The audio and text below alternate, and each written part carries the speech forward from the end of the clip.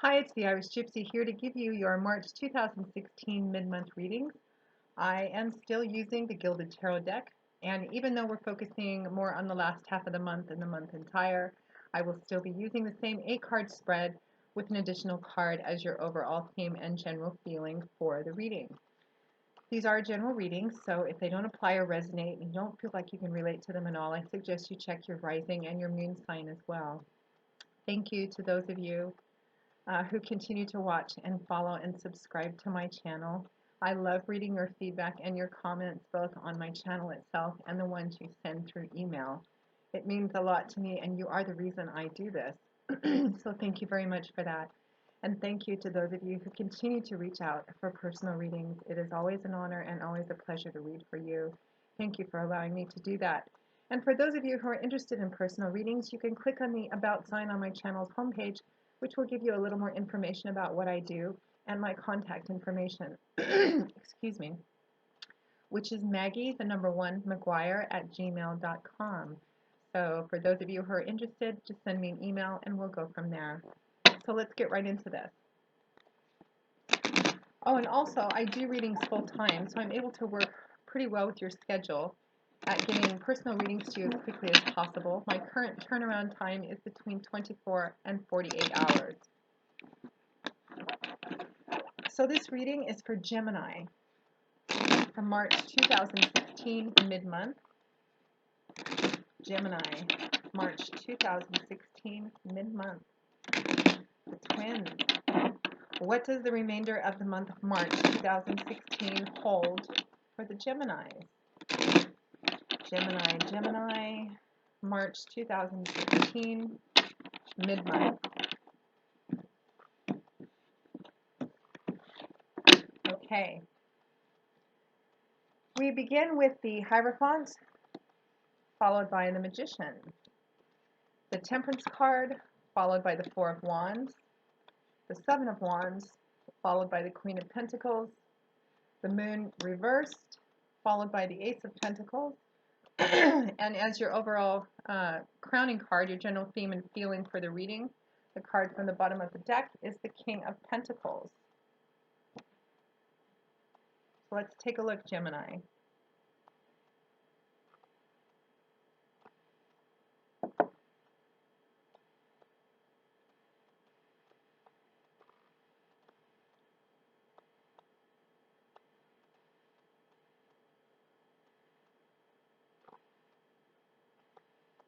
Okay, let's begin. So we find ourselves in the middle of March with the Hierophant, followed by the Magician card. Pretty significant and pretty profound, 2 major arcana cards together. So the Hierophant speaks of, it can point towards organized religions, organized institutions, large corporations, higher education, formal education. The underlying theme of the Hierophant is convention, tradition, orthodoxy, sticking to the tried and true path, doing what's expected, following the prescribed path. The promise of the hierarchy is basically respectability and acceptance. So Gemini, I feel like in the middle of March 2016, which is right about now, I think this is going to resonate a couple of different, as most general readings do, a couple of different ways for Geminis, depending on who's watching. I think for some of you, this is going to represent, especially as it's combined with the Magician card, it's going to represent, for some of you, the completion or nearing the completion of a course of study, actually, whether it's an actual school where you're graduating or a certification course, something to do with that. It feels as if you are wrapping up a portion of learning, of instruction, of apprenticeship somehow, and you're moving to the next level. For some of you, this is going to represent, again, in combination with Magician, of I feel like some of you are wanting to branch out on your own in some way, whether it's taking this degree or certification or something that you've learned. It feels like you're branching out on your own or starting something that you're hoping will bring a sense of self-sufficiency and independence and self-empowerment to you. And the Hierophant card is paired with the Magician card, which is, the Magician card is all about that. He's all about kind of branching out on his own. The Magician is a pretty clever, pretty smart individual. He's pretty creative and pretty intuitive. Sometimes he can be a bit of a trickster because he is the magician after all. But this speaks of having everything that you need within your own power based on your own experience and everything that you've garnered through study, through work, through experience, trial and error. This speaks to reaching a point in your life where you feel like you have all the tools that you need in order to accomplish a certain goal, accomplish whatever you want to. The magician has walked a pretty long road of trial and error, success, triumph, learning, and he's reached a point in his life where he has all the tools, the knowledge, the experience with which to use those tools to create whatever he wants to create, build whatever he wants to build, fix whatever he wants to fix, manifest whatever he wants to manifest. And I see this combination of cards, Gemini, in the middle of March 2016. For some of you, this is going to resonate as, I feel having completed a course of study or having completed an instruction or an apprenticeship, a learning period of your life, and you're ready to take it and use it to branch out. I keep feeling on your own somehow, whether it's starting your own business, starting an entrepreneurial project, entering a specific career for the first time, or moving from an apprentice stage into um, an actual employee, something of that nature. For some of you, there's going to be a little bit of conflict. The Hierophant and the Magician, while they do make a pretty interesting and pretty powerful pair together successfully when they're on the same page, sometimes they can think in fundamentally different ways. The Hierophant being about the tried and true, and the Magician more about kind of branching out into the unknown, exploring and building new things. So for some of you, there may be a bit of a conflict in which direction to take, and some of you may feel some outside pressure. I feel from people who are wanting you to go a more conventional path, while you yourself want to take a path where you can see what you do on your own, or build something on your own, or take a different path somehow. And I feel like this has something to do with career, finances, jobs, something to do with your tangible world, because other than the two wands cards, you have three pentacles cards too, again pointing to job, career, creative stuff.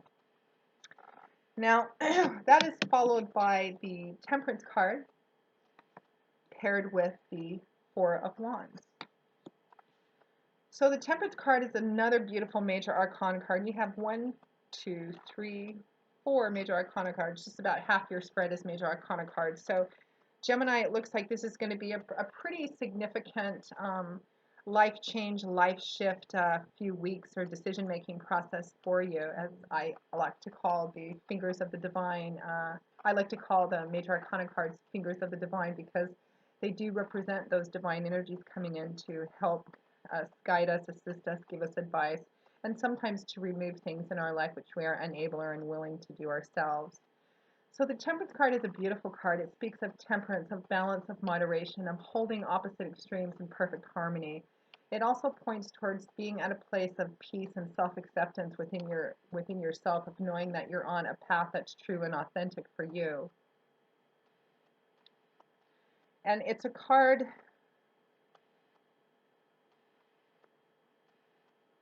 I feel here about, I'm feeling just a sense of it needing to be of this situation requiring some patience, but also a sense of kind of standing by something that you want, standing by something that you feel is true and right for you.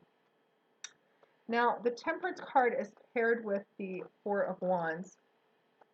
That Temperance card again speaks of wholeness and integration, but on a more inner sort of level, in terms of self-acceptance and self-empowerment. It's about integration of your own self, self-acceptance, self-empowerment. But again, I'm just kind of feeling this strong feeling about the Temperance card that, especially for those of you for whom in conflict about which of these paths to take, perhaps you're feeling some internal or external pressure about taking a more conventional path versus the one that holds more creativity and intuition for you. It looks like, I feel like the Temperance card is a very strong piece of advice of staying true to who you are and what you feel is right and authentic for you. Now, we have the Four of Wands paired with that Temperance card. Now, Wands, the element being air and fire, so it's a very dynamic combination, and the suit of Wands is all about change, movement, action, power. The Four of Wands is, I like to call it the unexpected blessings card because that's kind of what it represents. Paired with the Temperance card, It speaks of a celebration of something that actually turns out to be better than you anticipated. For some of you, this is going to represent as an actual event or celebration that you're planning somehow, or something that you're attending. Perhaps for those of you who have completed a course of education or apprenticeship, this is a party you're planning or that you're planning on attending that celebrates this completion, this moving into the next level. Um, for some of you, this can represent a good real estate deal as well. But there's an unexpected blessing kind of thing about it. If it's about an event or a party or a celebration, it means that there's going to be something about this gathering, something about this party, or something about this deal that's actually going to work out to be more profound and in a very beneficially blessed sort of way, but kind of unexpected. So that's a pretty good combination of cards. And there's a sense of other people celebrating with you as well. So again, it feels like you guys are wrapping up a certain portion of something, learning, putting something together, apprenticeship, graduation, and you're looking at applying everything that you've gathered together, everything that you've learned and practiced on, and you're wanting to put it into application somehow on your own. And again, there may be some conflict between a more conventional path and one that is a little riskier but maybe more creative. And the cards are pointing towards your being patient and being kind of balanced and moderate about that, but sticking to what you believe is true and authentic for you. And it also looks like for those of you for whom this represents a real estate deal or even a party or celebration of some kind, a gathering of some kind, a meeting. This could be an interview for some of you. Again, I feel like it's more based around career, job, finances. It looks like it's going to work out really well for you, and you kind of already know that, but it's actually going to turn out to be bigger, better, more profound than you think it is, and in kind of an unexpected sort of way. Now, following that, we have the Seven of Wands paired with the Queen of Pentacles. So the Seven of Wands is primarily a defensive card, but it's also a card that speaks of speaking your truth, standing your ground, standing up for what you believe in, holding the line, holding the fort, making a decision or taking action and standing by that even if you feel like that's challenged by other people or contradicted by what other people expect of you. Again, I'm feeling like that's resonating more for the people for whom are perhaps feeling some internal and or external conflict about which path to choose on how you apply your skills. And it's a defensive card. You can see this man is standing in front of the door to his castle, his keep, whatever it is that he feels very strong. He feels very strongly about. He feels a sense of ownership over this thing because he's invested so much of himself, his time, his resources, his energy, his dreams, and he feels as if it's being conflicted or challenged, and he's kind of defending it. He's standing by something that he firmly believes in. Now, this card is accompanied by the Queen of Pentacles. Beautiful card. Pentacles is a suit all about our earthly, tangible environment. Pentacles, the element is earth, so it's all about that solid, stable, rooted, tangible things we can see and touch and feel. And most often this points to things like job, career, money, finances, property, etc. The Queen of Pentacles, queens like kings, have reached the mastery of their suit. And the Queen of Pentacles is a very independent, very self-sufficient, very empowered sort of individual. She's also a very loving, nurturing sort of person. The personality of the Queen of Pentacles, her surroundings and her environment would be comfortable, if not downright luxurious, because of all the work that she's put into it and the foundation that she's built for herself. She is sometimes depicted as being alone, but being perfectly at peace and perfectly comfortable with that. And she's worked very hard to build up a very comfortable physical world. Her environment, her physical environment, is pretty comfortable because of the work that she's put into it. This is a card of independence, of self-sufficiency. It's also a card of prosperity and abundance in a tangible sort of way. So I feel like Gemini, around the middle of March 2016, maybe even around the third week or so, or if you find yourself in a position, it feels as if you're, again, for those of you for whom are experiencing some kind of internal or particularly external conflict from people who are challenging you to take a more conventional path in this thing, or make a decision or choice that's less risky. This is about defending what your dream is, defending what you're trying to go for, whether it's a particular job, a career, an entrepreneurial project, starting your own business, maybe wanting a particular piece of property, how you're applying the skills and everything that you've learned so far. The Seven of Wands points very strongly towards standing by what you believe is right, what you believe is right for you, defending everything that you've put into this thing, because what you're defending is your right to become the Queen of Pentacles. It's as if you have a dream around the Queen of Pentacles, around the energy of the Queen of Pentacles, and you're kind of defending that. And it can be maybe kind of wanting to branch out on your own and being more self-sufficient, more independent, more on your own, so to speak. And for some reason, you find yourself in a position where you have to defend that or keep defending that, and you feel very strongly about it because you've invested so much of yourself into this thing. Now, at or towards the end of March 2016, we have the Moon in reverse, paired with the Ace of Pentacles. Again, I'm getting a very strong read off of this. It's a very tangible sort of reading. It's career, money, job, finances, property, that sort of thing. But it looks to be very abundant and very successful and prosperous. The Moon card, another major arcana card in the reverse. Now, in the upright position, it can represent kind of things being shadowed. There could be an element of secrecy about this, about things not appearing to be what they seem to be. Things look very different by the light of the moon than by the light of the sun. Under the moon, there's a lot of shadowy corners and hidden recesses. There's the moon in the upright position can also represent not having enough information, not feeling like you don't have all the information, everything you need to know in order to make a decision, a lack of illumination. But you've gotten it in the reverse, which I actually think is a great position to have it in this spread, Gemini. It represents the path to you is very clear. And even though there's a very strong theme of standing by a decision you've made, a direction you want to go in, a path that you've chosen, even though there may appear to be some conflicts about it, I think it's going to turn out to be better even than you think it is. It's going to lead to prosperity and abundance, very successful. It's going to benefit you and make you happy in a very tangible, blessed sort of way, sometimes in a very unexpected sort of way.